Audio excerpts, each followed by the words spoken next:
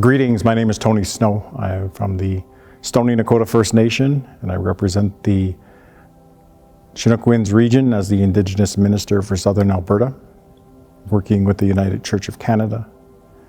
Today we are bringing information about the grant that we received from the United Church of Canada Foundation. Part of this work went toward our observance of our liturgical calendar for many events that reflect Indigenous concerns. We looked at the importance of the treaty relationship as we observed Treaty Day here in Treaty Number 7 in Southern Alberta that was signed in 1877. We brought together an ecumenical panel of Indigenous clergy for the Reconciliation Day memorial in order to understand how the Indigenous clergy today are responding to the efforts of reconciliation within our various denominations. That was an important time of sharing and of looking forward to the work that we are involved in with the various Indian residential schools and the denomination's efforts to address the calls to action. For the second year in a row, we gathered Indigenous women and their families who would be commemorating Sisters in Spirit Day on October 4th in Alberta.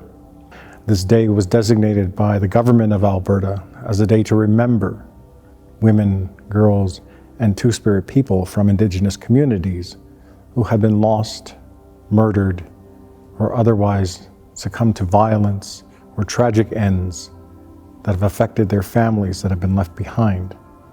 Many commemorations around the province and around the country occur on this day, and we took the time to commemorate those families and also offer a day of healing and wellness for those as they stepped into that trying time.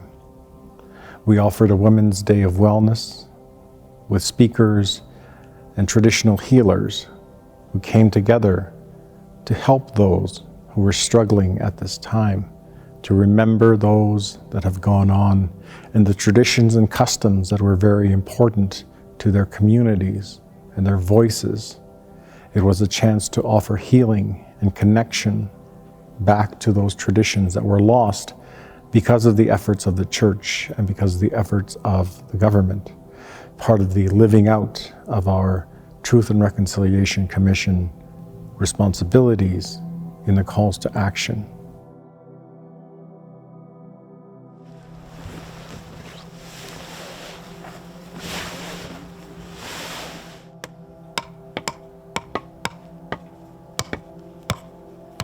This year we commemorate the lives of Indigenous people who have proven their cultural resiliency with the continuation of their practices, their teachings, and their advocacy to protect the future generations.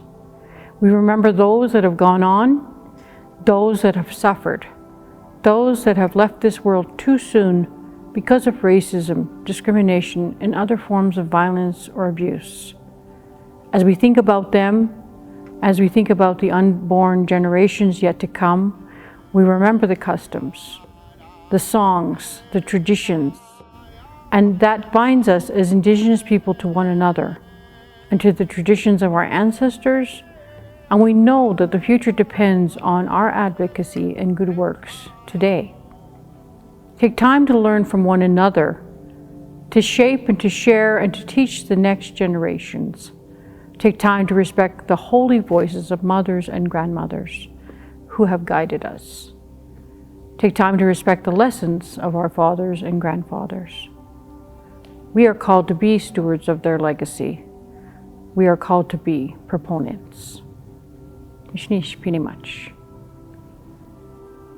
We are thankful for the recognition and the efforts of the United Church of Canada Foundation to offer support for programming to Indigenous people and to ensure that we are able to build better relationships going into the future for all our children and their children.